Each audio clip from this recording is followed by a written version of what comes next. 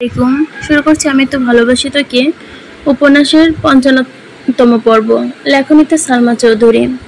আবির ঘুমের ঘরে মুচকি হাসল, ঠোঁটের কোণে হাসি রেখে বিমোহিত কণ্ঠে জানতে চাইল আবির কি কেন অন্যায় করেছে? তা না হলে মাঝরাতে পরীর বদলে পেতনি কেন কল দিল আমায়? হ্যাঁ, মস্ত বড় অপরাধ করেছে। আবিরের চোখ বন্ধ, এখনো ঘুমের রেশ লেগে আছে চোখে মুখে। অধঘুম থেকে আবির পুনরায় প্রশ্ন করল, সর্বনাশ, অপরাধটা কি বলা যাবে? মেঘ নিচু কণ্ঠে বলল, আপনি আমার প্রথম কলটা ধরলেন না কেন? আবির চোখ মিলে ফোনের দিকে তাকালো, তড়িঘড়ি করে কল লিস্ট চেক করলো। ঘুমের ঘরে কল কাটার ঘটনা মনে পড়তে মাথা চুলকে ঠান্ডা কণ্ঠে বলল, ওফ সরি। ঘুমের মধ্যে কিভাবে বুঝবো যে আপনি কল দিয়েছেন? সরি। সদ্য ঘুম থেকে উঠে আবিরের ভাঙা ভাঙা কণ্ঠ শুনে মেঘের স্পন্দন বেড়ে গেছে। মনে হচ্ছে কি যেন হৃদয় ছুঁড়ে নিয়ে তোলপাড় চালাচ্ছে, সবকিছু যেন মুহূর্তেই তছনছ করে দিবে। মেঘ বুকের বাম পাশে প্রকোষ্ঠতে হাত রেখে নিজেকে সংযত রেখে ধীর স্থির কণ্ঠে প্রশ্ন করলো, সেরি খাবেন না? উঠুন। আবির নিরস কণ্ঠে বলল, না খেয়ে কত রমজান কাটিয়েছি, এখন না খেলে রোজা রাখা অভ্যাস হয়ে গেছে। মেঘ শান্ত কণ্ঠে বলল, না খেয়ে থাকবেন কেন? তখন তার কেউ কল দিয়ে জাগিয়ে দিত না আমায়। মেঘ চাপা কণ্ঠে বলল, এখন যেহেতু জাগিয়ে দিচ্ছে, তার মানে বুঝতে হবে অভ্যাস পরিবর্তন করার সময় হয়ে গেছে। তাড়াতাড়ি উঠুন, আমি রাখছি। মেঘের তপ্ত স্বরে ডাকলো, মেঘ। জি। নিজেকে সবকিছুতে জড়িয়ে রাখিস, কোনো একটাতে কেন্দ্র করে চললে পরবর্তীতে তার ব্যথাটা সহ্য করতে পারবি না। মেঘ কপাল কুঁচকে গম্ভীর কণ্ঠে শুধালো, রাত বিরেত এসব কি কথা বলছেন? উঠবেন নাকি উঠবেন না বলুন। আরে বাবা, এখনই উঠছি, হাত মুখ ধুয়ে আসছি। ওকে। মেঘ কল কেটে তাড়াতাড়ি নিচে আসছে, ততক্ষণে টেবিলে খাবার রেডি। প্রথম রোজা বলে আজ আদিও উঠেছে। আবির হাত মুখ দিয়েও কিছুক্ষণের মধ্যে নিচে আসছে। আসার সময় তানভীরকেও ডেকে নিয়ে আসছে। মেঘের বিপরীতে বসতে বসতে আবির অল্প করে ভুরু নাচালো। মেঘ প্রখর হেসে চিবুক নামিয়ে নিল। খাওয়া শেষ করে যে যার মতো রুমে চলে গেছে। আবির নামাজে যাওয়ার জন্য রেডি হচ্ছে। মেঘ রেস্ট নেওয়ার জন্য একটু শুয়েছে। বন্যাকে নেটে দেখে সঙ্গে সঙ্গে কল দিল। বন্যা কল রিসিভ করা মাত্রই মেঘকে বলল, আসসালামু আলাইকুম, সেরি খাইছো জানো? মাত্র খেয়ে আসলাম, তুমি খাইছো বেবি? খাইছি, এখন রেস্ট নিচ্ছি। বন্যা ঠাট্টা স্বরে বলল, সাবধান, রোজা রমজানের মাসে দিনের বেলা মনকে সংযত রাখিস। আবির ভাইয়ের দিকে ড্যাপ ড্যাপ করে তাকিয়ে থাকিস না, ওনাকে নিয়ে বেশি ভাবিসও না। মেঘ স্বাভাবিক কণ্ঠে বলল, ওনাকে দেখবো কিভাবে? উনি সারাদিন অফিসে থাকবেন। আচ্ছা, একটা কথা বলবি? কি? আমি যদি রোজা রেখে পাঞ্জাবি বা টি শার্ট প্যান্ট করি, তাহলে কি আমার রোজা হালকা হয়ে যাবে? বন্যা হাসতে হাসতে বলল, হ্যাঁ হয়ে যাবে, কারণ তুই রং করতে করতে আবির ভাইয়ের কথা ভাববি। তাই দিনের বেলা জামা কাপড়ের দিকে ভুলেও তাকাবি না, বুঝলি? আচ্ছা ঠিক আছে, নামাজের সময় হয়ে যাচ্ছে, রাখছি। বন্যা কল কাটতেই দেখলো তানভীরের আইডি থেকে মেসেজ আসছে, ছোট করে লেখা, সেহরি খেয়েছো? বন্যা উত্তর দিল, জি আলহামদুলিল্লাহ, আপনি খেয়েছেন? হ্যাঁ। কোনো পাশ থেকে আর কোনো মেসেজ আসলো না। তানভীর ২-৩ বার কিছু লিখেও বারবার মুছে ফেলেছে। কিছু একটা বললে সেই মেসেজ মেঘ দেখলে বন্যা নজরে তানভীর ছোট ভাই হয়ে যাবে। সেসব ভেবে তানভীর কিছু লিখতে পারছে না। প্রায় ৫ মিনিট পর বন্যার আইডি থেকে মেসেজ আসলো, গুড নাইট। তানভীর মলিন হেসে লিখল, good night and take care. সকালে মেঘের ঘুম ভাঙার আগে আবির অফিসে চলে গেছে। বাড়ি সম্পূর্ণ নীরব। মেঘ একে একে সবার রুমে চক্কর দিয়ে আসছে। মিমার আদি টিউশনে গেছে। তানভীর, আবির, আলী আহমদ খানরা কেউ বাসায় নেই। বাড়ির ৩ কর্তি নিজেদের রুমে কোরআন শরীফ পড়ছে। মেঘ পরে ঘুরে ফিরে নিজের রুমে এসে শাওয়ার নিয়ে অজু করে সেও কোরআন শরীফ পড়তে বসছে। ইফতারের আগ মুহূর্তে আবিরা বাসায় ফিরেছে। প্রথম রোজা, তাই মালিয়া খান বারবার সবাইকে বলে দিয়েছে যেন ইফতারের আগে চলে আসে। মেঘ শরবত বানাচ্ছে, মিম মেঘকে সাহায্য করছে, আর আদি দুপুর থেকে সোফায় পড়ে আছে। 10 মিনিট পর পর জিজ্ঞেস করছে, মেঘ আপু আর কতক্ষণ? আপু আর কতক্ষণ? মিম আপু আর কতক্ষণ পর আজান দেবে? মেঘ আর মিম আদিকে বুঝিয়ে রাখতে রাখতে নিজেরাই ক্লান্ত হয়ে গেছে। আদি এই যে সোফায় শুয়েছে, আর উঠতেই পারছে না। আবির ইফতারের আগে আগে এসে আদিকে কোলে করে চেয়ারে নিয়ে বসিয়েছে। চেয়ারে বসে যদিও আদি হেলে পড়ে যাচ্ছে, আদির অবস্থা দেখে মিম মিটমিট করে হাসছে। আলী আহমদ খান ভারী কণ্ঠে বললেন, এভাবে হেসো না, একদিন সবাই এমন দিন সবাই পার করে আসছে। সঙ্গে সঙ্গে মিমের হাসি থেমে গেছে, চুপচাপ ইফতার করতে বসে পড়েছে। মেঘ দাঁড়িয়ে শরবত একটু পর পর চিনি দিচ্ছে। প্রথমবার শরবত বানানোর দায়িত্ব দিয়েছে মেঘকে। যদি ঠিকঠাক না হয় তাহলে বাড়ির সবার সামনে নাক কাটা যাবে, এটা ভেবেই আরো বেশি ভয় পাচ্ছে। আবারও চিনি দিতে যাবে, তখনই আবির মৃদুস্বরে বলল, আর কত চিনি দিবি, থাম এবার। তোর চিনি দেওয়া দেখে একদিনেই সবার ডায়াবেটিস হয়ে যাবে। মেয়ে কপাল কুঁচকে তাকালো, কিছু বলল না। তানভীর বলল, প্রথমবার শরবত বানাচ্ছে তাই এমন অবস্থা, সপ্তাহখানেক বানালে অভ্যাস হয়ে যাবে। আকলিমা খান রান্নাঘর থেকে আসতে আসতে প্রশ্ন করলো, তানভীর, সবসময় তো শরবত তুমি বানাও, এবার দায়িত্ব মেয়েকে দিয়েছো কেন? তানভীর মুচকি হেসে বলল, সবসময় আমার শরবত খেয়েছো, এবার বোনের হাতে শরবত খাবে, সমস্যা কি? এই রমজানে যেমন স্পেশাল তেমন শরবতে স্পেশাল হবে। রমজান স্পেশাল কেন? বারে কত বছর পর ভাইয়ার সাথে রমজান পালন করছি, তাহলে তাছাড়া আমরা ফুপিকে পেয়েছি, স্পেশাল হবে না? হ্যাঁ, তা তো অবশ্যই। বাস, ব্যস্ততার মাঝে রমজান মাস কাটছে। ঈদের ছুটির জন্য বেশিরভাগ কাজ আগেভাগে শেষ করে রেখেছে সবাই। সময় করে ইকবাল খান সিলেট থেকে আর মোজাম্মেল খান কিছুদিন আগে রাজশাহী গেছেন। আলী আহমদ খান আর আবির মিল অফিস সামলাচ্ছে। আলী আহমদ খান ইফতারের আগে গিয়ে বাসায় চলে গেলেও আবির প্রতিদিন ফিরতে পারে না। আব্বুর অফিসের কাজ শেষ করে নিজের অফিসে যাওয়া, মাঝে মাঝে রাস্তাতে মাগরিবের আজান পড়ে যায়, মাঝে মাঝে রাকিবের সাথে ইফতার করে। কিন্তু প্রতিদিনই মাগরিবের নামাজের পরপরই মেঘ কল করে। কল দিয়ে প্রথম প্রশ্নটাই থাকে, ইফতার করেছেন, কি কি খেয়েছেন? দ্বিতীয় প্রশ্ন, বাসায় কখন আসবেন? প্রতিদিন এই মেঘের এই একই রুটিন। আবির বাসায় ফেরার সময় অনুসারে মেঘ নিজের কাজ শেষ করে আবিরের বাসার ইফতার করে বের হলে ফিরতে ফিরতে প্রায় 12টা বেজে যায়। আর ইফতার বাহিরে করলে তারাবির নামাজ শেষ করেই বাসায় চলে আসে। মেঘও সেই অনুযায়ী নামাজ শেষ করে পাঞ্জাবি ডিজাইন করতে থাকে। আবির ফিরতেই একসঙ্গে খাওয়া দাওয়া করে। রাত ছাড়া এখন আবিরকে দেখা যায় না বললেই চলে, তাই রাতটা আবিরকে দেখার উত্তম সময়। সেদিন আবির বেশ রাতে বাসায় ফিরে। সেদিন সেহরির সময় মেঘকে আগে কল দেয়। অন্য দিনগুলোতে মেঘ আবিরকে কল দিয়ে ঘুম ভাঙিয়ে দেয়, পাশাপাশি রুম থেকে সামনাসামনি করায় কারো মুখের কথাও নেই। আজ শুক্রবার, অফিস বন্ধ থাকায় আবির সকাল থেকে জামা কাপড় ধুইতেছে। মেঘ কোনো কারণ ছাড়াই কোনো কারণে ছাদে গিয়ে দেখলো ছাদ ভরে গেছে আবিরের শার্টে আর টি শার্টে। সবগুলোর মধ্যে সাদা শার্ট বেশি। সবগুলো গুনে শেষ করে মাথা হাত দিয়ে বিড়বিড় করতে করতে মেঘ নিচে নামছে। আবিরও কতগুলো শার্ট আর পাঞ্জাবি নিয়ে উপরে উঠছে। মেঘ বিড়বিড় করে করে নামতে দেখে প্রশ্ন করলো, ভর দুপুরে ছাদে গেছিলি কেন? মেঘ উত্তর না দিয়ে উল্টো প্রশ্ন ছুড়ে দিল, একটা মানুষের 27টা সাদা শার্ট কিভাবে থাকতে পারে? আবির ভুরু কুঁচকে স্বাভাবিক কণ্ঠে বলল, আরো 5টা এখনো পরিনি। এত শার্ট কি করেন? এত শার্ট দিয়ে কি করবেন? ধুয়ে দিলাম, যেগুলো ছোট হবে সেগুলো দিয়ে দিব। মেঘ চাপা কণ্ঠে আওড়ালো, আমায় 2টো শার্ট দিন। আবির ভারী কণ্ঠে শুধালো, তো শার্ট লাগবে? মেঘ বিপুল চোখে চেয়ে তাড়াতাড়ি একপাশ ওপাশ মাথা নাড়লো, মনে মনে বলল, ইস, শুনে ফেললো।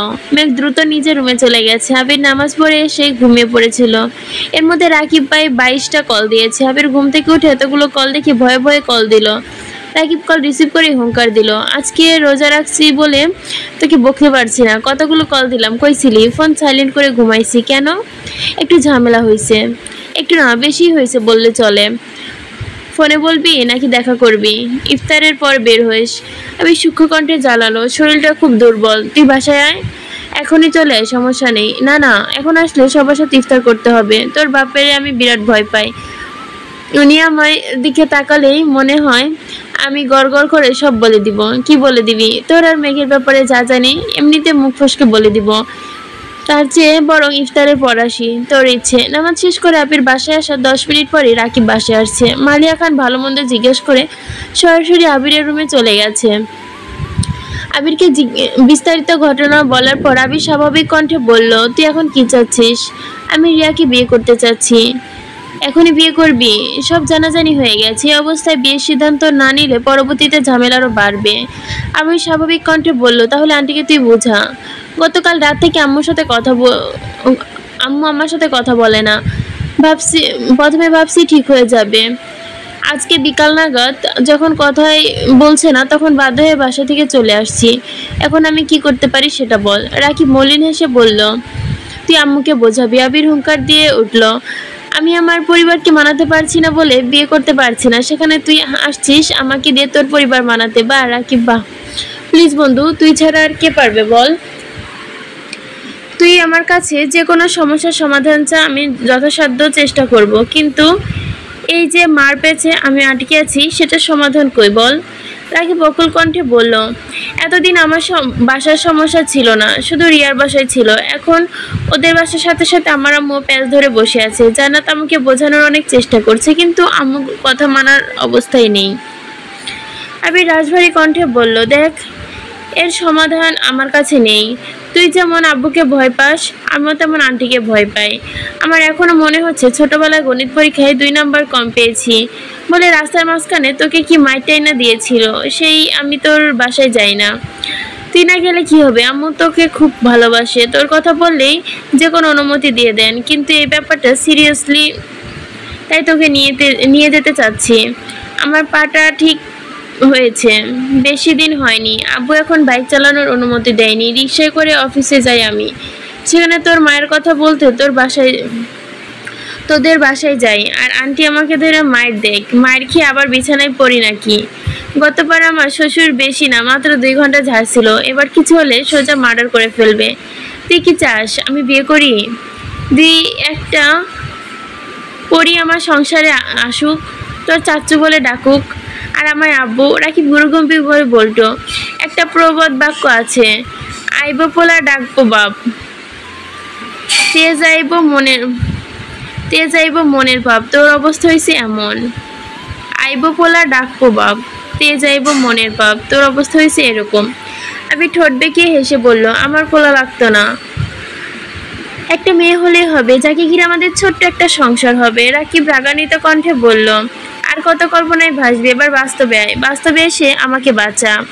আমি পারবো না, দুঃখিত। মেঘ দরজা থেকে উঁচু স্বরে বলল, আসবো? আমি ঠোঁটে হাসি রেখে বলল, আসেন। মেঘ মোলায়েম কণ্ঠে বলল, বড় আম্মু আপনাদের জন্য খাবার পাঠিয়েছে। রাকিব ঘাড় ফিরিয়ে তাকিয়ে জিজ্ঞেস করলো, কেমন আছো আপু? আলহামদুলিল্লাহ ভালো, আপনি কেমন আছেন ভাইয়া? আমি ভালো নেই, আমার অবস্থা খুব খারাপ। কেন ভাইয়া, কি হয়েছে? তোমার আবির ভাইকে একটু আমাকে সাহায্য করতে বলো না, ও ছাড়া কাউকে আমি ভরসা করতে পারবো না। তুমি একবার বলো না মেঘ। মেঘ ভুরু কুঁচকে শেরনাথের চেয়ে আছে, আচমকা প্রশ্ন করে বলল, কি বলবো? আবির গম্ভীর কণ্ঠে বলল, কিছু না, তুই রুমে যা। না মেঘ, তুমি যাবে না, তুমি আবিরকে একবার বলো, তারপর চলে যাও। মেঘ আবারও প্রশ্ন করলো, বলবো কি আমি? তুমি বলো আমাকে যেন আবির সাহায্য করে। মেঘ আবিরের দিকে কিছুক্ষণ তাকিয়ে মসৃণ কণ্ঠে বলল, রাকিব ভাই কিসের সাহায্য চাচ্ছে, করে ফেলুন সাহায্য। আবির স্বাভাবিক কণ্ঠে বলল, ঠিক আছে, তুই এখন যা। আবির পুনরায় বলে উঠল, আপু তুমি জিজ্ঞেস করো আবির সাহায্য করবে কিনা, হ্যাঁ অথবা না। আবির চেঁচিয়ে উঠল, হ্যাঁ হ্যাঁ সাহায্য করবো, হয়েছে? রাকিব স্বস্তি নিঃশ্বাস ছেড়ে হাসি মুখে বলল, এ না হলে আমার বেস্ট ফ্রেন্ড। আবির অগ্নিদৃষ্টিতে রাকিবের দিকে তাকিয়ে আছে। মেঘ চলে যেতে নিয়ে পুনরায় প্রশ্ন করলো, আচ্ছা কি হয়েছে? রাকিব স্বাভাবিকভাবে জিজ্ঞেস করলো, তুমি রিয়াকে চেনো? আপনার গার্লফ্রেন্ড রিয়াপু। রাকিব আবিরের দিকে তাকিয়ে বলল, বা রাকিব বা আবির। পুনরায় মেঘকে বলল, হ্যাঁ, আমার বাসায় সবাই রিয়ার ব্যাপারে মোটামুটি জানতো। রিয়া 2-1 বার আমাদের বাসায় আসছিল, সবার সাথে আলাপ হয়েছে। রিয়া শারীরিকভাবে একটু অসুস্থ, এটা আমার বাসায় কেউ জানতো না। গতকাল কথায় কথায় এটা বলে ফেলছি, তারপর শুরু হয়েছে আম্মুর চিল্লাচিল্লি। বাড়ির বড় বউ হবে, রোগী হলে কিভাবে হবে, লোকে কি বলবে, সারা জীবন ডাক্তারের কাছে দৌড়াদৌড়ি করে শেষ করতে হবে, আরো কথা। আম্মু এখন আমার সাথে কথাই বলছে না, তাই আবির ভাইকে বলতেছি আমাদের বাসায় যে আম্মুকে একটু বোঝাইতে। রিয়াপুর কি সমস্যা? শ্বাসকষ্ট, অ্যালার্জির সমস্যা আর কি। মেঘ জানালা দিয়ে বাহিরে তাকিয়ে উদাসীন কণ্ঠে বলল, রিয়াপুর সামান্য সমস্যার কারণে আন্টি কত বছরের সম্পর্ক মানতে চাচ্ছে না, আর আমি তার ছিঁড়া। এটা জানার পর আমার শাশুড়ি কি আমাকে মেনে নিবে? আবির মেঘকে ডাকতেই মেঘ নড়ে চড়ে উঠলো। কথা শেষ করে দ্রুত রুম থেকে বেরিয়ে গেছে। মেঘ যেতে রাকিব বলল, আজ মেঘ আসছিল বলেই বেঁচে গেলাম। আবির রাগান্বিত কণ্ঠে বলল, লোকে একজনই বলে কাউকে দুর্বলতার জায়গা চেনাতে নেই, আমি নিজেই এখন আধমরা, তাও তো মেঘকে দিয়ে সাহায্য চাইলাম। আচ্ছা তুই একবার বলছিলি মেঘ অসুস্থ, ঠিক তো দেখলাম। আবির কপাল গুটিয়ে গুরুগম্ভীর ভাবে কণ্ঠে বলল, অসুস্থ না রে, বৃষ্টিতে ভিজেছিল। ধমকে হাত থেকে বাঁচতে শ্বশুরের মুখের ওপর বলছিলাম, আপনার মেয়ের কিছু হলেই না হলেই হইল। যে কথা সে কাজ। আমার শ্বশুর সকাল বিকাল দেখে মেয়ে জ্বর সর্দি আসছে কিনা, কিন্তু কিছু একটা হলে আমার ইচ্ছে মতো ঝাড়তে পারবে উনি। উনি যদি ঢালে ঢালে চলে তাহলে আমি চলি পাতায় পাতায়। সপ্তাহখানেক মেয়েকে গরম পানির ওপর রাখছি, সারাক্ষণ গরম পানি খাইয়েছি, অ্যান্টিবায়োটিক খাওয়াইছি, প্রাকৃতিক ওষুধ যত সব ধরনের ঘরোয়া পদ্ধতি আছে সব চেষ্টা করে ফেলছি। আল্লাহর রহমতে জ্বর সর্দি আর কিছুই হয়নি। তোর জীবনে এখন আমি ডিসকভারি চ্যানেলের বাঘ আর হরিণের মতো মনে হচ্ছে। জামাই শ্বশুরের চ্যালেঞ্জ। চাচু যেদিন জানতে পারবে উনার পরীর মতো মেয়ের জীবনে তোর মতো বানর ঘুরঘুর করছে, তখন উনার কি অবস্থা হবে আবির? সেই দিন নিয়ে এখনো ভাবিনি, তবে সেই দিন হবে বাঁচা আর মরা দুটোর সম্মুখ লড়াই। আচ্ছা এখন চল, নামাজ পড়ে আমাদের বাসায় যাবি। আবির আচ্ছা বলে আগে জান্নাত আবিরের নাম্বারে কল দিল। আবির রিসিভ করতে জান্নাত বলল, আবির ভাইয়া রাকিব ভাইয়ের বাসা থেকে চলে গেছে। আবির ভাইয়ার ফোন বন্ধ। আম্মু টেনশন অসুস্থ হয়ে পড়ছে, এখন কিছুটা সুস্থ হয়েছে, ভাইয়ার সাথে কথা বলতে চাচ্ছেন।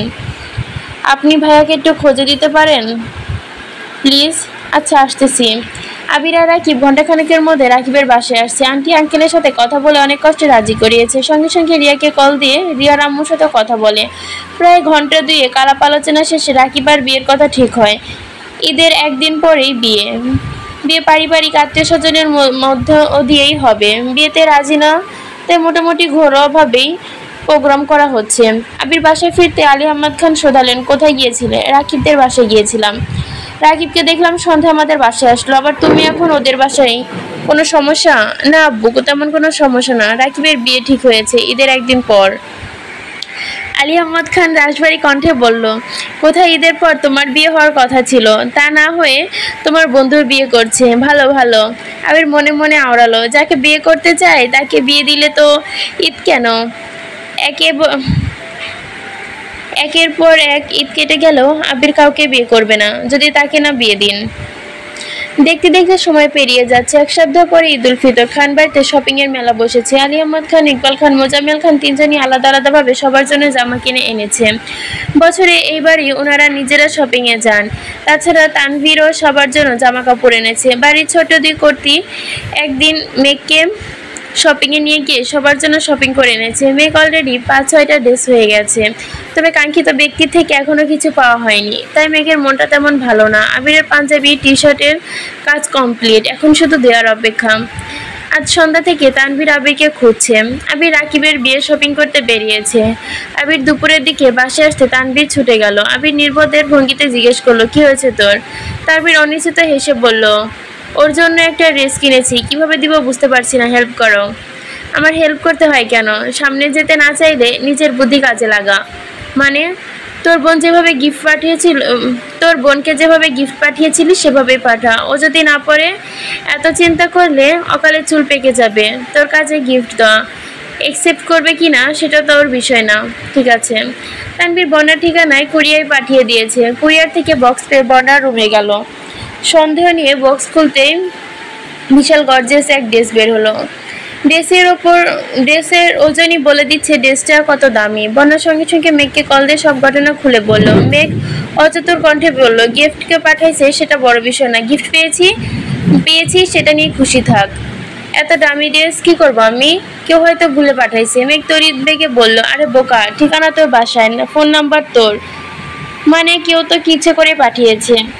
আমি এই ড্রেস পরবো না, যেভাবে আসে ঠিক সেভাবে রেখে দিব। মেঘ সঙ্গীয়ানভাবে ধমকে উঠলো, তুই ড্রেস না পরলে মজাটা করবো কিভাবে? কিসের মজা? তুই ড্রেসটা পরে ছবি তুলে একটা ফেসবুকে পোস্ট করবি, তারপর দেখবি পরিচিত মানুষ বাহিরে তোর ছবিতে কে রিয়েক্ট দেয়, সেখান থেকে খুঁজে নেব মনে মনে কে তোকে পছন্দ করে, আর কোন বড়লোক বাপের ছেলে দামি ড্রেসটা তোকে পাঠাইছে। আমি পারবো না। চুপ, আমি যা বলছি তাই করবি। এ ব্যাপারে আমি আর কোনো কথা শুনতে চাই না। কিরে, তোর আবার কি হলো? না, দেখলাম আবির ভাইয়া স্টাইলে কথা বললে কেমন রাগে। রাখি এখন, টাটা। আচ্ছা টাটা। আগামীকাল ঈদ। মেঘ এখন অপেক্ষায় আছে। আবির তাকে একটা ড্রেস গিফট করবে, আর সেই ড্রেস ঈদের দিন সকালে পরবে, অথচ আবির এখনো কিছু দিচ্ছে না। এদিকে দুপুর থেকে হালিমা খান মেঘকে পার্লারে যেতে বলছে মেহেদি দেওয়ার জন্য বুকিং ডাকতে। মেহেদি দেওয়ার জন্য বুকিং ডেকেছে আরো 1 মাস আগে, কিন্তু মেঘের পার্লারে যাওয়ার মনোযোগ নেই। একটু ফাঁকে মেঘ ছুটে আবিরের রুমে। আবিরকে ডেকে, আবির ভাই আপনি আমার মেহেদি দিয়ে দিবেন না? কেন, মেহেদি আর্টিস্ট কোথায়? আর্টিস্টের কাছে দিব না, আপনি রাতে দিয়ে দিবেন। আমি পারবো না। মিমকে নিয়ে তাড়াতাড়ি মেহেদি দিতে যা, ইফতারের আগে আগে চলে আসিস। মেঘ কাঁদো কাঁদো কণ্ঠে বলল, মাইশাপুর বিয়েতে আপনি কত সুন্দর করে মেহেদি দিয়ে দিয়েছিলেন, আজকে একটু দিয়ে দেন না প্লিজ। আবির রাগী কণ্ঠে বলল, মেঘ উল্টাপাল্টা বায়না ধরিস না, যা বলছি তাই শোন। মেঘ মন খারাপ করে নিজের রুমে চলে গেছে। মেহেদি দিবে না বলার পরও বাড়ির সবাই জোর করে পার্লারে পাঠাচ্ছে। সন্ধ্যার পর বাসায় ফিরতে মেঘ দেখলো তার বিছানার উপর একটা শপিং ব্যাগ রাখা। শপিং ব্যাগে 2টা ড্রেস, একটা হলুদ রঙের আর একটা গাঢ় নীল রঙের। 2টা ড্রেসই খুব সুন্দর। মেঘ ড্রেসটা বেশি পছন্দ হয়েছে, নীলটা। মেঘ ড্রেসটা দেখতে দেখতে আজান পড়ে গেছে। মেঘ দ্রুত ইফতার করতে চলে গেছে। ইফতার করে রুমে এসে নামাজ পড়ে আবার ড্রেসগুলো দেখলো। আবির এশার নামাজ পড়তে বের হয়েছে। মেঘ আবিরের জন্য ডিজাইন করা 2টা পাঞ্জাবি আর টি শার্টগুলো আবিরের রুমে রেখে এসেছে। তানভীরের রুমে একটা পাঞ্জাবি আর একটা টি শার্ট রেখে আসছে। আবির কিছুক্ষণ পর রুমে এসে দেখলো পাঞ্জাবির ওপর ছোট একটা চিরকুট। হাতে নিয়ে দেখলো লেখা, আপনার স্প্যারোর দেওয়া প্রথম পাঞ্জাবি, ভালো লাগলে চোখ খুলে পড়বেন, ভালো না লাগলে চোখ বন্ধ করে পড়বেন, তবুও পড়বেন। আর সাথে আর একটা চিরকুট লেখা, আপনি আমার কোমল মনে আঘাত দিয়েছেন, তাই আমি রাগ করেছি, খুব রাগ করেছি। সামান্য একটু মেহেদি দিয়ে দিলে আপনার খুব বড় ক্ষতি হয়ে যেত। আপনি আমার মনে ছোট ছোট অভিযোগ সৃষ্টির বিশালতার পর্বত। আপনাকে ঘিরে আমার যত অভিযোগ ছিল সব ঈদের চাঁদের কাছে সঁপে দিয়েছি। তবুও দোয়া করি আপনি ভালো থাকুন, পৃথিবীর সব সুখ আপনাকে ঘুরে রাখুক, ঈদ মোবারক। আবির চিরকুটটা পরে মুচকি হেসে বলল, পৃথিবীর সব সুখ যদি আমায় ঘিরে রাখে, তবে আমি সেই সুখের চাদর নিয়ে তোকে ঘিরে রাখবো। তোর মনের ঘরে চুল পরিমাণ অভিযোগ ঢোকার রাস্তা আমি দিব না। একদিন তোকে আমার সারা জীবন দিয়ে ভরিয়ে দিব। একদিন কেন, সারা জীবন তোকে রাঙিয়ে রাখবো। দায়িত্ব আমি নিব ইনশাল্লাহ। মেঘ আজ তাড়াতাড়ি শুয়ে পড়েছে, অ্যালার্ম দিয়ে ঘুমিয়েছে। ঘুম ভাঙতে তড়িঘড়ি করে উঠে শাওয়ার নিতে চলে গেছে। ফজরের নামাজ পড়ে ঘন্টাখানেক পর কোরআন শরীফ পড়েছে। তারপর বেলকনিতে দাঁড়িয়ে আকাশের পানে তাকিয়ে আছে। কয়েক মুহূর্তের মধ্যে দু চোখে বেয়ে টুপটুপ পানি পড়তে শুরু করেছে। দাদা দাদু সহ যত আত্মীয় মারা গেছে তাদের কথা ভেবেই মেঘ কাঁদছে। নামাজ পড়েও তাদের জন্য দোয়া করেছে। ঘন্টাখানেক নিশ্চুপ দাঁড়িয়ে থেকে মেঘ ওয়াশরুম থেকে হাত মুখ ধুয়ে রেডি হতে শুরু করলো। বিছানায় ছড়ানো 8টা ড্রেস, সবগুলি সুন্দর, কিন্তু মেঘের নজর আবিরের ড্রেসে আটকে গেছে। খুব ভেবেচিন্তে আবিরের দেওয়া নীল রঙের ড্রেসটা পরেছে, সাথে নীল রঙের বড় কানের দুল, হাতে নীল চুড়ি। মুহূর্তেই চুল শুকাতে স্ট্রেট করে ফেলেছে। সেই চুলের মাঝ বরাবর সেতি, মাঝে 2টো কাঁকড়া বেল্ট দিয়ে ডিজাইন করে চুল বেঁধেছে। পেছন থেকে সবগুলো চুল ছাড়া এবং স্ট্রেট করার জন্য খুব সুন্দর লাগছে। মুখে হালকা মেকআপ, ঠোঁটে গোলাপি রঙের লিপস্টিক লাগিয়ে সাজা শেষে রুম থেকে বেরিয়ে উকি দিল কোথাও কেউ আছে কিনা। আবিরের রুম থেকে দেখে এসেছে আবির নেই। হঠাৎ বড় আব্বু নামাজ থেকে ফিরতে দেখে মেঘ দৌড়ে গিয়ে নিজের রুমে চলে গেছে আর আবিরের উপরে আসার অপেক্ষা করছে। কিছুক্ষণ পর আবির উপরে আসা মাত্র মেঘ রুম থেকে বের হয়ে সোজা সামনে গিয়ে বসে পড়েছে। মেঘের এমন কাণ্ড দেখে আবির কিছুটা ভরকে গেল, সঙ্গে সঙ্গে 2 পা পিছিয়ে দাঁড়ালো। মেঘ ওপরে তাকিয়ে দেখলো আবিরের 2 পা স্পর্শ করলো। ততক্ষণে আবির নিচু হয়ে মেঘের 2 কাঁধ আলতোভাবে হাতে রেখে সালাম না করে উঠেন। মেঘ সালাম করে ঠোঁট প্রশস্ত হাসি নিয়ে দাঁড়ালো। আবির এর পরনে মেঘের দেওয়া সাদা পাঞ্জাবি, তা দেখে মেঘের উষ্ঠযুগল আরো বেশি প্রশস্ত হলো। মেঘের কল্পনা আবির ভাইকে যতটা সুন্দর লেগেছে, বাস্তবে তার থেকে বহুগুণ বেশি সুন্দর লাগছে। আবির নির্বাক হয়ে মেঘকে দেখছে। নীল রঙে আবিরকে খুব প্রিয়। সচরাচর নীল রঙে কিছু আবির কেনে না, কারণ প্রিয় মানুষকে প্রিয় রঙের ড্রেসে দেখলে মুগ্ধতা চোখ সরাতে পারবে না ভেবেই। তবে দোকানে নীল রঙের জামাটা দেখে খুব পছন্দ হয়েছিল, তাই না কিনে আর পারেনি। আকস্মিক আবিরের ভুরু নাচে প্রশ্ন করলে, ও সালামি রাখবে? মেঘ মুচকি হেসে বলল, আগে দোয়া করবেন, তারপর সালামি দিবেন। আবির মেঘের মাথায় হাত রেখে সুমধুর কণ্ঠে বলল, দোয়া করি সারা জীবন দোয়া করি জীবনে অনেক বড় হ, সবসময় হাসি খুশি থাক। মেঘ নাক শিখিয়ে বলল, এসব দোয়া তো সবাই করে, আপনি বরং ইউনিক দোয়া করুন। দোয়া আবার ইউনিক হয়? হয়। আপনি আমার ইউনিক দোয়া দিন। আবির মাথা থেকে হাত নামিয়ে মেঘের দুগালে আলতোভাবে হাত রাখলো, জিভ দিয়ে ঠোঁট ভিজে তীক্ষ্ণ কণ্ঠে বলল, আমি দোয়া করি তোর মনে সব ইচ্ছা পূরণ হোক, ছোট থেকে বড়। ইনফ্যাক্ট তুই মনে মনে ভাবিস কিংবা ঘুমের ঘরে স্বপ্নে বা কল্পনা দেখিস, সব ইচ্ছে পূরণ হোক। তুই যা চাস যাতে তোর ঠিক সব যেন তুই পেয়ে যাস। তোর আকাশ জুড়ে ভালোবাসার বৃষ্টি হোক, সেই বৃষ্টি তোর মনে জমে থাকা অভিযোগ অভিমানগুলো ধুয়ে দিক। সেই সঙ্গে আগামী দিনগুলো তোর মন ভালো রাখবে। প্রয়োজনে বৃষ্টির ফোঁটার সাথে সাথে দুইটা হাঁসের বাচ্চাও আসুক, সেগুলো তোকে সারাদিন হাসাবে। মহিলা হাঁসটার নাম হবে মেঘ, পুরুষ হাঁসটার নাম যা খুশি রেখে দিস। তারপর তাদের একটা সংসার হবে, পরে ডিম হবে, বাচ্চা দিবে। আরো বলবো? মেঘ ওষ্ঠ উল্টিয়ে বলল, এটা আপনার ইউনিক দোয়া? তো কি দোয়া চাস বল? থাক, দোয়া করতে হবে না, সালামি দিন। কত লাগবে? 2 টাকা নাকি 5 টাকা? আপনার যত ইচ্ছা দিন, সালামি চাইতে নেই। আবির পকেট থেকে একটা নতুন 500 টাকার বান্ডিল বের করে দিল। মেঘ অবাক চোখে তাকিয়ে আছে। এত টাকা কি করব? তোর বোধশক্তি হওয়ার পর প্রথম সালামি দিচ্ছি, কম কেন দিব? মেঘ আবিরের দিকে তাকিয়ে তপ্ত স্বরে বলল, ধন্যবাদ। সালামি দিলে আর ধন্যবাদও দেশ? সালামি জন্য ধন্যবাদ দেয় না, পাঞ্জাবির জন্য দিয়েছি। ও আচ্ছা, তাহলে আপনাকেও ধন্যবাদ জামাটা পরার জন্য। মেঘ রুমে যেতে যেতে হঠাৎ বলে উঠল, আমি কিন্তু পুরুষ হাঁসের নাম ফিক্সড করে ফেলেছি। আবির মুচকে এসে বলল, আমি জানি। আবির নিজের রুমে চলে যাচ্ছে। মেঘ নিজের রুমে এসে টাকাগুলো ড্রয়ারে রেখে ড্রেসিং টেবিলের সামনে দাঁড়িয়ে ভাবছে, পুরুষ হাঁসটার নাম আবির আর মহিলা হাঁসটার নাম মেঘ। একদিন তাদের বিয়ে হবে, তাদের ছোট্ট সাজানো সংসার হবে, তারপর তাদের ঘর আলো করে একটা রাজকন্যা আর রাজপুত্র, না হয় রাজপুত্র আসবে। উফ! মেঘ বলে লজ্জায় দুহাত নিজের মুখ ঢেকে ফেলেছে। ব্লাশ দেওয়ায় গাল দুটো যতটা না লাল হয়েছিল, তার থেকে এখন 3 গুণ বেশি লাল হয়েছে। কিছুক্ষণ পরে মেঘের স্বাভাবিক হয়ে নিচে নামলো। মেঘের ড্রেস দেখে কাকিয়া বলল, এই ড্রেসটা অনেক সুন্দর, তোকে খুব ভালো লাগছে, কিন্তু যেটা পছন্দ করে কিনলি সেটা পরিসনি কেন? মেঘ হাসি মুখে বলল, ঈদের 7 দিন থাকে, সবার দেওয়া ড্রেসই পরবো। তানভীর নামাজের সময় তাড়াহুড়ো করে গেছিল বলে মেঘের দেওয়া পাঞ্জাবিটা পরে যেতে পারেনি। বাসায় এসে তাড়াতাড়ি মেঘের দেওয়া পাঞ্জাবিটা পরে নিচে আসছে। আবিরও ততক্ষণে নিচে আসছে। সবাই এবার আবিরকে দেখে আবার তানভীরকে। হালিমা খান প্রশ্ন করলে, তোরা সেম পাঞ্জাবি কিনছিস? তানভীর ঠোঁটে হাসি রেখে বলল, পাঞ্জাবি গিফট পেয়েছি। কে দিল? বনু আমাকে আর ভাইয়াকে গিফট করেছে, ডিজাইনটাও নিজে করে দিয়েছে। মেঘ ছোট্ট করে বলল, হ্যাঁ বা খুব সুন্দর হয়েছে, তোর আব্বার চাচুকেও দিতি, ভালো লাগবে ইনশাল্লাহ। ভালো লাগলে ইনশাল্লাহ আগামী ঈদে সবাইকে দিব ইনশাল্লাহ। সবাই একসাথে খাওয়া দাওয়া শেষ করে 5 ভাই বোন মিলে ঘুরতে বেরিয়েছে। তানভীর ড্রাইভ করছে, আবির তার পাশের সিটে বসে আছে। ফুপিদের বাসায় থেকে অলরেডি ঘুরে এসেছে, নাস্তা করে এসেছে। রাস্তায় যেতে যেতে মেঘ হঠাৎ বলে উঠল, ভাইয়া চলো না বন্যাদের ওইদিকে যাই। আবির আর তানভীর দুজনে আঁতকে উঠল। আবিরের প্ল্যান ছিল এদিক সেদিক ঘুরে শেষে বন্যার বাসার দিকে যাবে, কিন্তু মেঘ শুরুতেই বলে ফেলেছে। তানভীর মুখভঙ্গি স্বাভাবিক রেখে প্রশ্ন করলো, এদিকে কেন? বন্যা ঈদে কোথাও বের হয় না, আমরা যেহেতু বের হয়েছি ওকে দেখে আসি। আবির মৃদু হেসে বলল, শুধু দেখে আসবি কেন, ওকে নিয়ে আসবি, সবাই একসাথে ঘুরবো। আচ্ছা, বলবো ওকে। তানভীর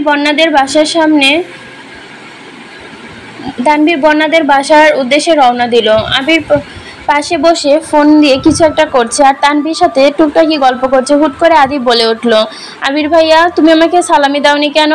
আদির কথা শুনে মিম মেঘ দুজনেই চমকে উঠেছে। মেঘ মনে মনে ভাবছে, আপনি আমাকে এত টাকা সালামি দিয়েছেন অথচ আদিকে দিলেন না, এটা ঠিক হলো না। আবির ভুরু গুটিয়ে কণ্ঠ প্রশ্ন করলো, আমি নামাজে যাওয়ার আগে তোদের সালামি কাকিয়ার কাছে রেখে গেছি, কাকিয়া ব্যস্ত হয়তো, তাই হয়তো মনে নেই, বাসায় গেলে পেয়ে যাবি। তাছাড়া গতকাল তোর রুমে ড্রেসও রেখে এসেছি, দেখিসনি? মিম তড়িৎ বেগে বলল, হ্যাঁ দেখেছি, ড্রেসটা খুব সুন্দর হয়েছে, রাতে পরবো। আদিও বলে উঠল, শার্টটা রাতে দেখেছি, থ্যাংক ইউ ভাইয়া। তানভীর ঠাট্টার কণ্ঠে বলল, আদি তোর সালামি কত হলো? আদি মুখ ফুলিয়ে বলল, তোমাকে কেন বলবো, আমি রাতে ঘুমালে তুমি নিয়ে যাবা। তানভীর হেসে বলল, সেই আমি এখন তোর থেকে নিতেই পারি, নিব। আদি চিৎকার করে উঠলো, না। আবির মেকি সরে বলল, দূর, তানবীর তোর সালামি নিয়ে কি করবে? আদি মুখ ফুলিয়ে বলল, একবার নিয়ে গেছিল। আবির বুড়ো কুচকে সন্ধান দৃষ্টিতে তানবীরের দিকে তাকালো। তানবীর হেসে বলল, আরে ভাইয়া, ব্যাপারটা তেমন না তো। কেমন? তখন আদিও আরো ছোট ছিল। আদি আমার কাছে সালামি চাইছে, তো আমি বলছি তুই যত সালামি পেয়েছিস আমি একাই তত দিব। আদি যেন তার সালামি আমাকে দেখায়। তারপর আদি বের করে দিল সব। তখন মজা করে আমি একবার বলছিলাম, এখন তোর সালামি আমি নিয়ে যাই, তাহলে কেমন হবে?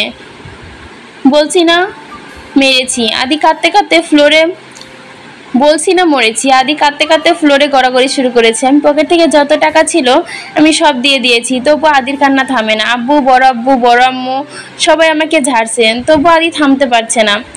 প্রায় 30-40 মিনিট মাটিতে গড়াগড়ি করেছে।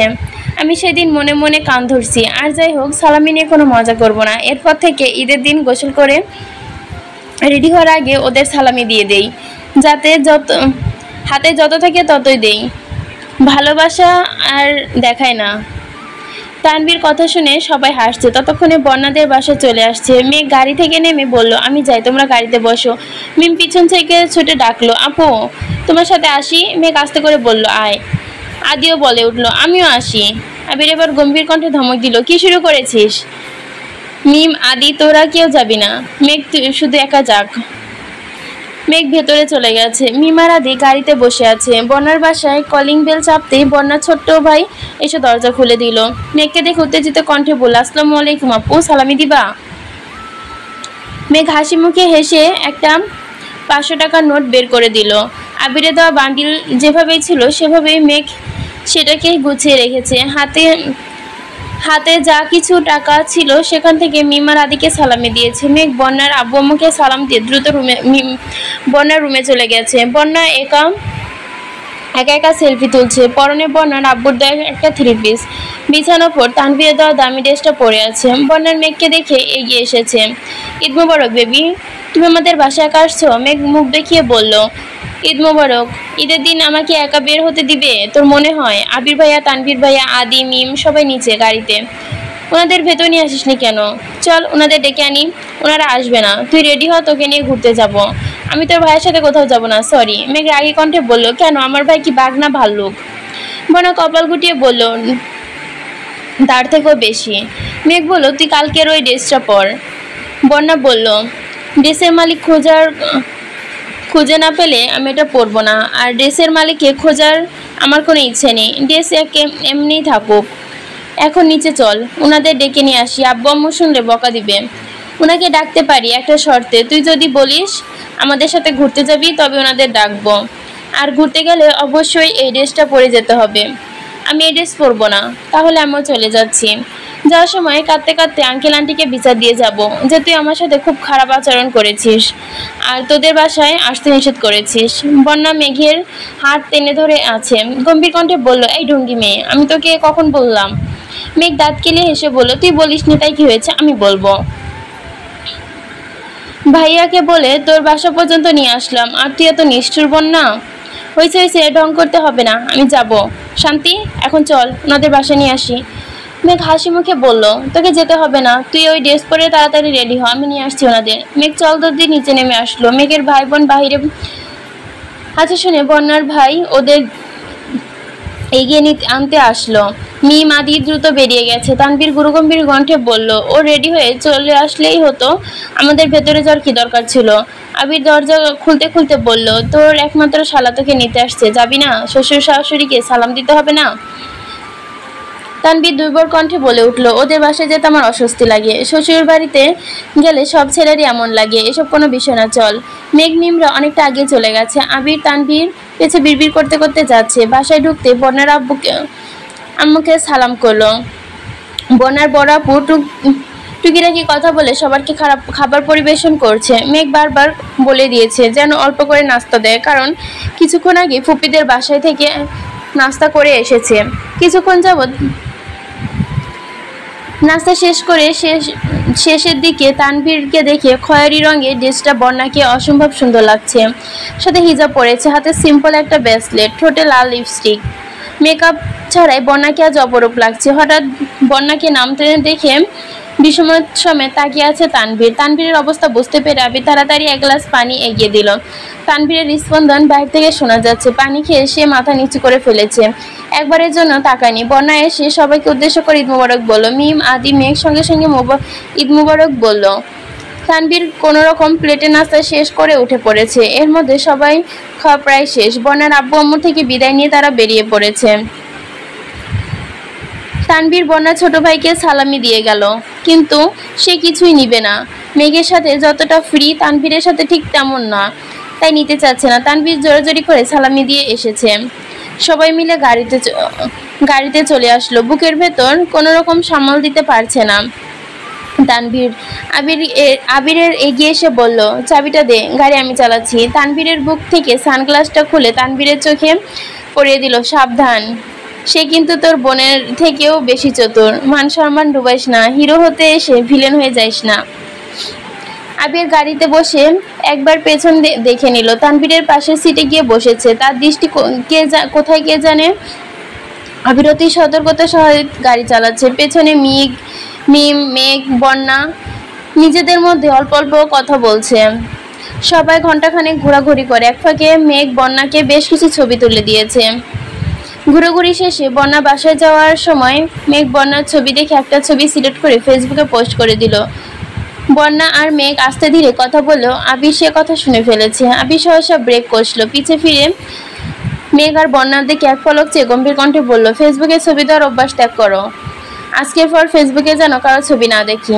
আবিরের কথা শুনে মেঘ ঠোঁট উল্টে কাঁদো কাঁদো কণ্ঠে তাকালো। আবিরে তাকানো দেখে দেখলো কি দেখলো না, সামনে তাকিয়ে আবার গাড়ি স্টার্ট দিল। মেঘ আর চোখে আবিরকে দেখলো। আবির মিনাজকে ব্লক করে দেওয়ার পর মেঘের ফেসবুক থেকে মেঘের সব ছবি ডিলিট করে ফেলেছে।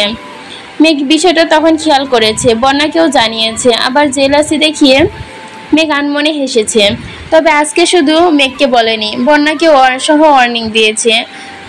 আবির মেন রোডে গাড়ি থামিয়ে তানভীরকে বলল, তানভীর, বন্যাকে বাসা পর্যন্ত এগিয়ে দিয়ে। তানভীর বন্যার সঙ্গে সঙ্গে বলল, আমাকে এগিয়ে দিতে হবে না, আমি যেতে পারবো। আবির রাজবাড়ি কণ্ঠে বলল, জানি, কিন্তু তুমি যেহেতু আমাদের সাথে বেরিয়েছো, তাই আমাদের উচিত তোমাকে বাসা পর্যন্ত পৌঁছে দেওয়া। তানভীর যা। বন্যার কথা বাড়ালো না, সবার থেকে বিদায় নিয়ে নেমে গেল। গলির রাস্তায় তানভীর আর বন্যা হাঁটছে। তানভীর শান্ত কণ্ঠে বলল, ঈদ মোবারক। ঈদ মোবারক। কারো মুখে কোনো কথা নেই। বাসার কাছাকাছি আসতে তানভীর পকেট থেকে টাকা বের করে বন্যার দিকে এগিয়ে দিল। এটা তোমার সালামি, নাও। আমার সালামি লাগবে না ভাইয়া। ভাইয়া ডাক শুনলে তানভীর কপাল গুটিয়ে সুপনাতে তাকিয়ে শক্ত কণ্ঠে বলল, ভাইয়া ডাকছো আর সালামি নিব না? মেঘ, মিম আমার এত সুন্দর করে ডাকে না। তানভীর বিরক্ত ভরা কণ্ঠে বলা কথায় বন্যা থমথম খেয়ে যায়। কিছু আগে তানভীর আবার জিজ্ঞেস করলো, কি নিবে না? বন্যা চুপচাপ সালামি নিয়ে তানভীরের দিকে তাকিয়ে মৃদুস্বরে বলল, সালামি নিলে সালাম করতে হয়, আপনাকে সালাম করি। বন্যা একটু নিচু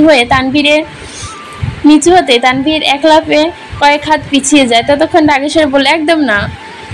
তানভীরের এমন কাণ্ডে বন্যা ভেবাচাকা খেয়ে গেল। খানিক বাদে বন্যা হাসতে হাসতে এক পা দু পা করে তানভীরের গাড়ির দিকে ছুটলো। বন্যা সামনে আগাতে তানভীর গাড়ির দিকে ছুটলো। বন্যা দাঁড়িয়ে থেকে একা একাই কিছুক্ষণ হাসলো, তারপর বাসার দিকে চলে গেছে। তানভীরকে দৌড়ে আসতে দেখে আবির গম্ভীর কণ্ঠে জিজ্ঞেস করলো, কিছু হয়েছে তোর? কিছু না। বাসা পর্যন্ত দিয়ে আসছিস? না। আবির মেঘের দিকে তাকিয়ে বলল, কল দিয়ে জিজ্ঞেস কর বাসায় পৌঁছেছে কিনা। মেঘ বন্যাকে কল দিয়ে সালামির ঘটনা সব বলল। মেঘ হাসতে হাসতে ফোন কেটে দিয়েছে। তানভীর স্বাভাবিক কণ্ঠে, সালামি দেওয়ার দায়িত্ব, তাই ছোটবেলায় ছোটদের সালামি দিয়ে দেয়। তবে সালাম করতে আসলে সে ছুটে পালায়। আগে প্রায় মেঘ সালাম করার জন্য তানভীরের পিছু পিছু ছাড়া বাড়ি ছুটত, কিন্তু এখন আর তা করে না। বন্যা জানতো না, কিন্তু তানভীরের এক্সপ্রেশন দেখে না হেসে থাকতে পারেনি। মেঘ কলকাঠি হাসতে হাসতে বলল, বাসায় পৌঁছে হাসছিস কেন? এমনি। তানভীর মনে মনে বিড়বিড় করলো, এই কথাটা বোনকে বলে দিতে হয়। আবির আওড়ালো, বোনের বান্ধবীকে পটানোর আগে বোনকে পটাতে হবে। আবির তানভীরের দিকে তাকালো। কিছু একটা কাহিনী করেছে সেটা ভেবেই বুঝতে পারছে, তবে কি করছে সেটা বুঝতে পারছে না। সেদিকে তেমন পাত্তাও দিচ্ছে না। ফ্রেশ হয়ে সবাই খেতে বসেছে। পেটে যতই ভরা থাকুক, যতই ঘোরাঘুরি করে আসুক, ঈদের দিন সবাইকে একসাথে খেতে হবে, এটাই বাড়ির নিয়ম। আলী আহমদ খানরা সবার জন্য অপেক্ষা করছিল।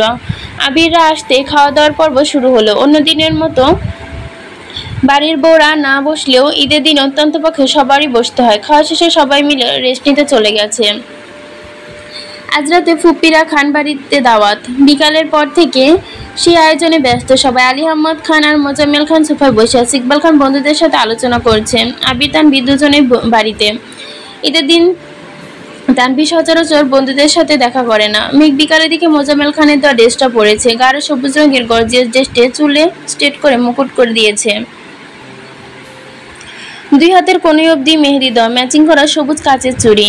এক হাতে একটু পর পর চুল ঠিক করছে। আদি মেঘের সঙ্গে বকবক করছে। মেঘের ক্ষুধা লাগছে। আদি এটা সেটা দিতে বলছে। এই ড্রেস পরে কোনোভাবে রান্নাঘরে যাবে না। আবির ঘুম থেকে উঠে বারান্দায় এসে মেঘের ভাবভঙ্গি দেখে নিঃশব্দে হেসেছে। অতঃপর শান্ত কণ্ঠে বলল, তোকে সারা জীবন রাজনারীর মতো যত্নে রাখার তৌফিক আল্লাহ আমাকে দিক। আবির নিচে আসতে আলী আহমদ খান ধীর কণ্ঠে বলল, আবির, জি আব্বু। তুমি কি অ্যাকাউন্ট থেকে টাকা তুলেছ? জি। কেন? একটু দরকার ছিল। কিছুদিনের মধ্যে রেখে দিব। আলী আহমদ খান তপ্ত স্বরে বললেন, আমি রাখার কথা বলিনি। এটা তোমার অ্যাকাউন্ট, তোমার যা ইচ্ছা তাই করবে, কিন্তু টাকাটা কেন তুলেছ সেটা জানা প্রয়োজন। মিম আস্তে করে বলল, ভাই আমাদের অনেক বড় সালামি দিয়েছে আব্বু। আলী আহমদ খান গুরুগম্ভীর কণ্ঠে বলল, এখানে হাজারের কথা আসছে না মা, লাখের কথা আসছে। তাও 5-6 লাখ টাকা। তুমি যাও এখান থেকে। আবির নিশ্চুপ দাঁড়িয়ে আছে। আবিরের নিস্তব্ধতা আলী আহমদ খান সহ্য করতে পারলেও মোজাম্মেল খান সহ্য করতে পারলেন না। রাগী স্বরে বললেন, ব্যবসায় লস খেলে সেখানে শুধু টাকা নষ্ট করো না আবির। তোমার যদি মনে হয় তোমার পক্ষে ব্যবসা চালানো সম্ভব না, তবে ছেড়ে দাও। আমাদের ব্যবসাতে মনোযোগ দাও। অ্যাকাউন্টে টাকা এতগুলো এমনি এমনি জমা হয়ে যায় না। তোমার আব্বুর কষ্টে জমানো এগুলো। আবির দু আঙ্গুলে কপালে রেখে মেঘের দিকে তাকালো। মনে মনে বিড়বিড় করলো, তোকে পাওয়ার জন্য আর কত টাকা খেতে হবে আমায়, সেটা আল্লাহই জানে। আলী আহমদ খান পুনরায় বলল, দেখো আবির, তুমি যথেষ্ট বড় হয়েছো। কি করলে ভালো, কি করলে ক্ষতি, এটা তুমি অনেক ভালো বোঝো, এবং আমি জানি তুমি যা করবা ভালোই করবা। আবির অনিচ্ছায় হেসে বলল, আমি যা করি বুঝে করি, আর যা করবো তা বুঝেও করবো ইনশাল্লাহ। আবির রান্নাঘরের দিকে চলে গেছে। মোজাম্মেল খান রাগী স্বরে বলল, ভাইজান, এই ছেলে সত্যি তোমার তো, নাকি কোথাও থেকে তুলে আনছিলা? এমন তরি ঘাটতের আমি করতে আমি আজ পর্যন্ত তোমাকেও দেখিনি। আলী আহমদ খান মনিন হেসে বলল, তুই আবিরকে রাগিয়ে দেশ বলে এমন বলে। আর তুমি তুলো মাথায়। আজ নিজের অ্যাকাউন্ট থেকে টাকা তুলেছে, কাল তোমার অ্যাকাউন্ট থেকে তুলবে, পরশু আমার অ্যাকাউন্ট থেকে তুলবে, তখন কি বলবা? আলী আহমদ খান হেসে বলল, আমার অ্যাকাউন্ট থেকে তুললেও তোর অ্যাকাউন্ট থেকে তোলা সাহস কখনোই হবে না। তানভীর সিঁড়ি দিয়ে নামতে নামতে মনে মনে বলল, আব্বু, তোমার অ্যাকাউন্ট থেকে টাকা নিয়ে ভাইয়া কি করবে? তুমি যার নামে টাকা জমাচ্ছ সেও তো ভাইয়ার। রাতে ফুপি এসে খাওয়া দাওয়া করে গেছে। আগামীকাল বিকালে রাকিবের গায়ে হলুদ। খুব বড় অনুষ্ঠান না করলেও ছোট এবং কাছের মানুষদের দাওয়াত করা হয়েছে। জান্নাতের শ্বশুরবাড়ির সবাই আগামীকাল দুপুর থেকে রাকিবের বাসায় চলে যাবে। এদিকে মেঘ, মিমরাকেও পাঠানো হয়েছে। জান্নাত, আইরিন দুজনেই খুব রিকোয়েস্ট করেছে। মোজাম্মেল খান প্রথম দিকে রাজি না হলেও জান্নাতের জোরাজোরিতে বাধ্য হয়েছে। আজ সকালে খাবার টেবিলে সবার উপস্থিতি থাকতে মোজাম্মেল খান নীরবতা ভেঙে তানভীরকে উদ্দেশ্য করে বলল, তোমরা বাসায় থাকো। আবির ভুরুকুচকে বলল, আমাকে দুপুরে রাকিবের বাসায় যেতে হবে চাচু। আমার এক বন্ধু আসবে, তার ছেলেও আসবে। আবির স্বাভাবিক ভঙ্গিতে বলল, আসবে, আমাকে থাকতে হবে কেন? আসলে ওনারা মেঘকে দেখতে আসবে। যদি পছন্দ হয় তাহলে কথা আগাবে। মোজাম্মেল খানের কথা আবিরের মাথার উপর আকাশ ভেঙে পড়েছে। তানভীর বসা থেকে দাঁড়িয়ে বলল, বোনকে দেখতে আসবে মানে? কিসে দেখা দেখি? মেঘ মনে মনে ভেতর কালবৈশাখী ঝড় শুরু হয়ে গেছে। আব্বু, কি বলছেন? ছেলে দেখতে আসবে মানে বিয়ে? নিরুদ্বেগ ঘন্টে আবিরের দিকে চেয়ে আছে। তার আবিরের অভিব্যক্তি বোঝার উপায় নেই। আবির বাইরে যতই শক্ত থাকুক না কেন, রাগে ভেতরটা রিনরিন করছে। রফিক আমার পুরনো বন্ধু, অনেক বছর পর দেশে আসছে, মেয়েকে দেখতে চাইছে, তাই বাসায় আনছি। আবির আগে ফুসতে ফুসতে বলল, আমার বোনের কি রূপ বের হয়েছে, জুনি দেখতে আসবে? আপনি ওনাকে কল দিয়ে আসতে নিষেধ করেন। সরি, তানভীর এটা বলছে। আমার বোনকে আমি কারোর সামনে যেতে দিব না। আলী আহমদ খান ঠান্ডা কণ্ঠে বলল, তানভীর মাথা ঠান্ডা করো, ওনারা আসতে যাচ্ছে আসুক, আমরা দেখি তাদের কথা যদি ভালো লাগে তাহলে মেয়েকে আনবো। মেঘ আকস্মিক হয়ে বসে আছে, আবিরের দৃষ্টি প্লেটের দিকে। তানভীর আগে উল্টাপাল্টা আচরণ করলেও আবির কোনো কথা বলছে না। তানভীর বাড়াবাড়ি বুঝতে পেরে আবির বাম হাতে তানভীরের উরুতে হাত রাখতে সে নিচু হয়ে যায়। ইকবাল খান তানভীরকে থামানোর চেষ্টা করলেও তানভীরের চিল্লাচিল্লি থামার নাম নেই। সে মেঘকে কারোর সামনে আসতে দিবে না, মানে দিবে না। আবিরের ইঙ্গিত বুঝতে পেরে তানভীর মেজাজ তুঙ্গে উঠে গেছে। তানভীর ভেবেছিল আবির তার আব্বুকে কিছু বলবে, কিন্তু আবির উল্টো তানভীরকে থামাতে চাচ্ছে। তানভীর রাগে ভাতের প্লেট ধাক্কা মেরে উঠে চলে গেছে। সবার দৃষ্টি তানভীরের দিকে। ইকবাল খান ভারী কণ্ঠে বলল, খাবারটা। তানভীর আগে ফুসতে ফুসতে চলে গেছে। তিনজন টুকিটাকি আলাপ করছে। আবির কোনো দিক না তাকিয়ে প্লেটের খাবার শেষ করে উঠে গেছে। ওঠার সময় মেঘের চোখে চোখ পড়লো, চোখে জল ছলছল করছে। আবিরের দৃষ্টি সেই দিকেই। হয়তো আবির মন বোঝাতে চাচ্ছে, কিন্তু সেটা পারলো না। ঘন্টা 2-3 পর তানভীরকে ডাকার পর তানভীর দরজা খুলেছে। এদিকে মেঘ রুমে শুয়ে কান্না করছে। মিম মেঘের পাশে বসে মেঘকে বোঝাতে চাচ্ছে। আবির ছাদে দাঁড়িয়ে আছে। দুপুরের দিকে তানভীর রুমের থেকে বেরিয়ে সোজা ছাদে গেল। তানভীরকে দেখে আবির নিঃশব্দে হেসে এগিয়ে আসলো।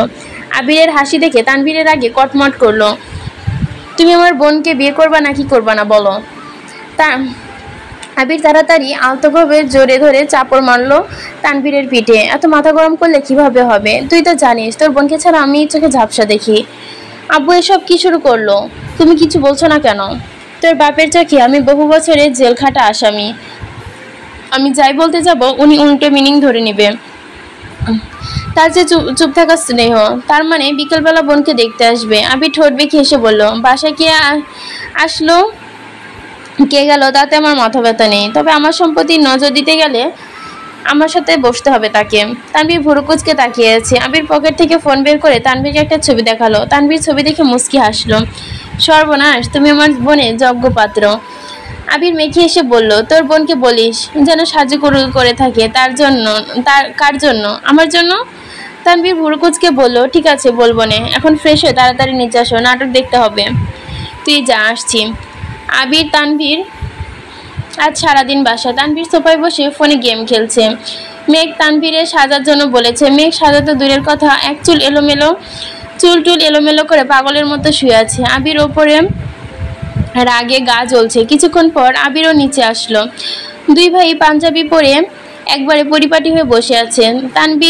তানভীরের দেখা দেখি আবিরও ফোনে গেম খেলায় মনোযোগ দিল। মোজাম্মেল খান রুমে থেকে বের হয়ে তানভীরকে জিজ্ঞেস করলো, আপনার মেহমান কখন আসবে? কতক্ষণ যাবত আমরা অপেক্ষা করছি। মোজাম্মেল খান চোখ সরু করে দুজনকে দেখলো। হালিমা খানের দিকে তাকিয়ে চোখের ইশারায় কিছু জানতে চাইলো, কিন্তু উনি কিছু বুঝতে পারছে না। ইকবাল খান এসে আবিরের পাশে বসলো।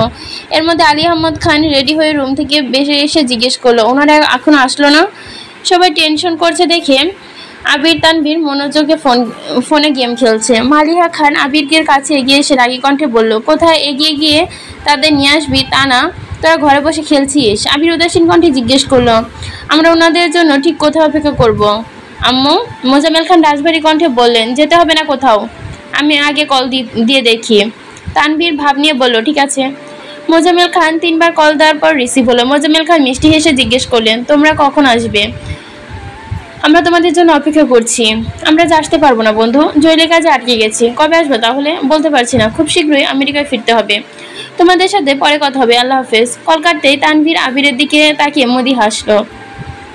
আবিরের উষ্ঠ প্রশস্ত হলো। সহসা আবিরের ভঙ্গিতে জিজ্ঞেস করলো, ওনাদের আনতে কোথায় যেতে হবে? মোজাম্মেল খান সন্ধান দৃষ্টিতে আবিরের দিকে একবার তানভীরের দিকে তাকিয়ে, তাদের ব্যবহার খুব অদ্ভুত, রফিক সাহেব আসবেন না। মোজাম্মেল খান কিছু ওটা ভেবে গুরুত্ব কণ্ঠে বলল, তোমরা যে যার কাজে যেতে পারো। তানভীর সোফা থেকে উঠতে মিমকে বলল, এই মিম, বোনকে বল তাড়াতাড়ি রেডি হতে, আর তুই চল, রাকিব ভাইয়ের গায়ে হলুদে যেতে হবে। আলী আহমদ খান আস্তে করে বলল, রাতে থাকার দরকার নেই, প্রোগ্রাম শেষ করে বাসায় চলে এসো। আচ্ছা।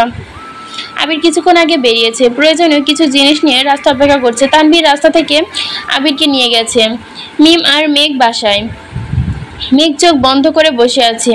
আব্বুর প্রতি যতটা না রাগ উঠছে, তার কয়েক গুণ বেশি রাগ উঠছে আবিরের ওপর। আবির ভাই কি সত্যি আমাকে ভালোবাসেন?